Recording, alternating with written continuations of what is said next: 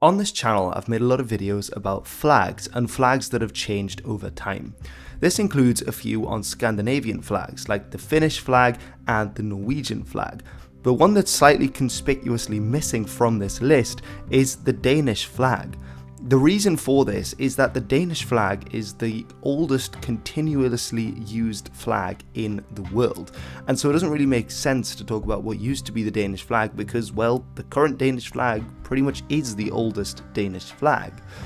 But this week I was in Tallinn in Estonia, where I completely accidentally stumbled upon the very interesting story of how the Danish flag came to be. And this is traced back to a legend from 1219, although it should be mentioned that we only have an account of this dating from 1523, the account given by Christian Pedersen. Now, this is a very interesting story, and let's look back at Danish history to understand a bit more about where the flag came from. We know that Harald Bluetooth around the 970s erected the Jelling runestone, in which he claimed to have united Denmark and converted them. And several centuries later, by 1191, the once pagan Danes were now fully Christianized and going on crusade themselves. They weren't going all the way to the Holy Land, or at least not at this point, but simply across the Baltic Sea, where in the Baltic states of Lithuania, Latvia and Estonia today, there were still pagans. In the early 1200s, the Danes were ruled over by King Valdemar II. He ruled over a powerful kingdom that was a lot larger than the present-day state of Denmark, expanding into parts of what are today Sweden and Germany, as well as further along the southern shore of the Baltic Sea. Now, at this time, the main effort to convert the peoples in the Baltic was being led by German-speaking knights, and they had formed together into a group called the Livonian Order. However, by the early 13th century, they were hard-pressed, and they were having a hard time fighting against the pagans in the Baltic states. And so they asked the Pope, Honorius III, to invite King Valdemar II of Denmark to lead their efforts with a fresh Danish army to conquer the Baltic lands and convert them to Christianity. And Pope Honorius did this by elevating the invasion of Valdemar into a full-blown crusade against the inhabitants of the Baltic lands. And so this became one of the Northern Crusades. It began in the year 1219, and a large Danish fleet made their way to present-day Estonia, where at the site of the capital of Tallinn there was a fastness, a fortress that had been built by the native people. And it's here that the Danes attempted to convert the local people, who at first seemed to be interested in taking them up on that offer. A great feast was arranged on the hilltop, and all seemed to be going well. But then the pagans drew their weapons and ambushed the Christians, who had been unsuspecting of anything going wrong.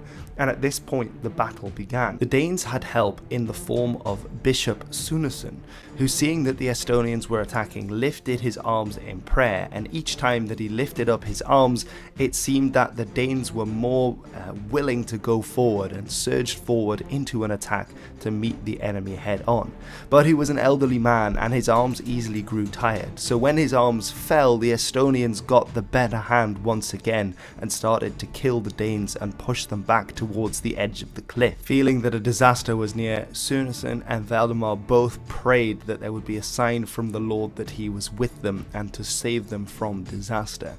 And just at that moment, when all hope appeared to be lost, floating down from the sky was a magical banner, a red field upon which was emblazoned a white cross. This fell, and Valdemar picked it up, and suddenly he knew that he had the power to defeat the enemy in battle.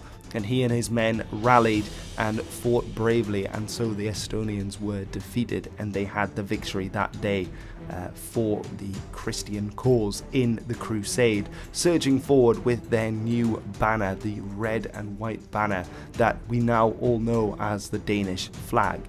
In Danish, it is called the Dannebrog. It is the Danish flag, and this is the origin story that is attributed to it. And pretty much ever since then, this has been the flag that we associate with the Danish kingdom, the Danish people. The battle that has become known in history as the Battle of Dannebrog is much debated, however, and as I mentioned, that account only comes in from much later. It's also sometimes called the Battle of Valmar, so being named after the Danish king. Now, an interesting side note that I did not know is that this battle was actually fought at the site of present-day Tallinn, the capital of Estonia. We've got to gun up these stairs first. There's quite a few of them, but at the top is a special place. If I didn't break my neck first. Here we are, so backdrop of this lovely church tower. We are at the place, of course, the church and the city itself wasn't there back in the early 1200s. But here, commemorated by this absolute unit of a Danish king with a pretty interesting sword, and of course the shield, the Dannebrog, and also the shield of Tallinn as the city to commemorate. This is the place where the Dannebrog allegedly fell from the sky. It is at this spot, also it is claimed, that the flag fluttered down. So imagine none of these cobblestone walls here, some kind of hill fort, probably wooded area, and then as the battle is going against the Danes, this flag flies down, this red flag with a white cross on it, and it leads Valdemar and the other Danes to victory. And there we can see written here in Estonian first, then we've got in English for the tourists, in Danish, of course, because this is important for the Danes, and finally in Russian, which is spoken by, I believe it's around a third of the population of Estonia.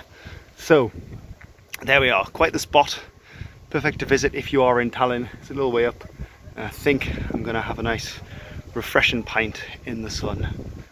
A little museum in there that you can visit. The ticket gives you access to several of these towers, and the great thing about Tallinn is that it still has many of the walls from the Middle Ages. Most cities from the Middle Ages were walled, but most of them were torn down as walls became obsolete in the advance of gunpowder. Some would get different kinds of fortifications, others would just be torn down because they needed the space for the rapidly expanding populations that came. But luckily Tallinn still has its medieval walls, which gives it a really nice feeling. A fun aside that I learned as well was that the name Tallinn actually comes from this event and its Danish history, because Tallinn is actually a contraction for the older Estonian name Taani-linna, which of course Estonian is a Finnic language, so it's often very difficult for me to understand or try and speak. But the etymology of this actually means Danish fortress. Now, in current Estonian, the word linna or lin means city, but originally, and still as I found out in Finnish, the word lin means fortress. So it's a bit similar to the Germanic word burg, for example, or now I guess borough, which is usually thought to be denoting a city, but it used to denote a fortress. But the Tani part relates back to Danish, so this is the Danish fortress, Taani-linna, which then becomes contracted to Tallinna or Tallinn, which is rather interesting. And actually, the name of the battle of Dannebrog actually is the same, but switched around. So fortress Dane at that point, but across two languages. So I thought that was really interesting, actually, and something I hadn't realized before looking at this story and kind of connecting the dots together a little bit. But how much of this story is actually true? I mean, did a Danish flag really fly down from the sky during the middle of this battle? Probably not. If you're a skeptic like me, that seems rather unlikely. But there probably is some truth to the idea that this banner became associated with the Danes whilst they were on crusade in the Eastern Baltic. And so several other options come to us. This was much discussed by Danish historians during the National Romantic period, so in the 19th and 20th centuries. One of those to discuss it was Adolf Ditlev Jørgensen, and he thought that it was actually going back to 1218, and that the banner was down to Bishop Theodoric, who had been advocating Danish involvement in these Eastern Crusades for some time, and that actually the banner was the one that was worn by the Knights Hospitaller rather than by the Danes, but as the Danes were also fighting alongside them, and he indeed had this banner too, that this banner then became associated with the Danes, and so it stuck. Another theory put forward by Lawrence Pere Fabricius was that it was not dating back to the Battle of Lindanice in 1219, but rather to a different battle fought in 1208, the Battle of Felin instead, based on this being the banner of an archbishop that was present there, and then it became confused with the Danes. Another slightly related theory put forward by Helge Brun was that this actually fits in with a medieval topos, this kind of trope, if you will, of flags or symbols, especially crosses, appearing in the sky before decisive battles and then leading people to victory. So of course this happens at the Battle of the Milvian Bridge. We have this happening in 1217 at the Battle of Alcázar in Spain against the Moors.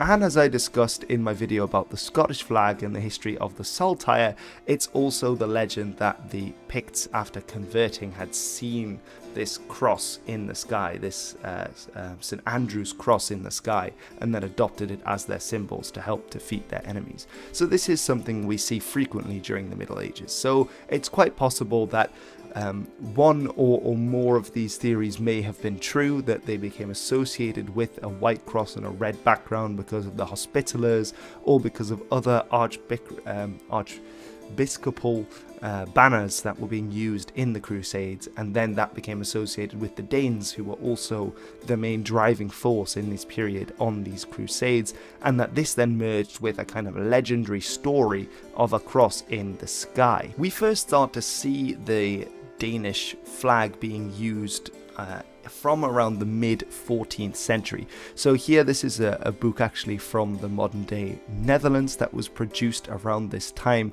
and here we see for Denmark that they are using both the Danish coat of arms, which actually has a very interesting Frisian connection, which I'll get into in another video, but also now the Dannebrog, the white cross on the red background. So that shows that already around a century after the purported events, we have an attested use of this flag. So that makes it quite old. Now, from 1398, we actually get the first Danish example, which is here on a seal. We can see in the center the lion holding an axe, which is a very Norwegian-looking symbol. We have several lions, and then clasped in their claws, they are holding a flag with a cross on it. So we presume that that also is the Dannebrog that we are seeing there. And really, ever since, this has been the flag of Denmark that we've always associated with it. It's an incredibly important moment because the flags of Sweden, of Finland most likely, also Norway, Iceland, the Faroe Islands, and several other places likely drew heavily on the inspiration of this form of cross. Interesting too, of course, is that it is a Nordic cross, so it is offset slightly rather than being directly in the center. So the Danish flag is the oldest continuously used flag in the world, and I thought that deserved a video by itself, especially because I happened to stumble upon that little stairwell in Tallinn, in the old town, on the it's called the Dom Hill, the Doom Hill, the Church Hill, and I read this story and I thought, wow, that's incredibly interesting. Let's make a video about it. So I hope this has been interesting to learn a little bit about the Danish flag and a little bit of Estonian history at the same time.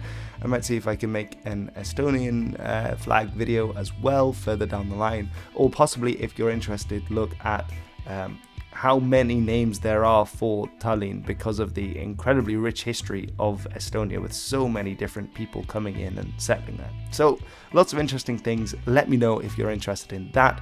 In the meantime, I have of course been Hilbert, and this has been The History. Suur tänu and helaga!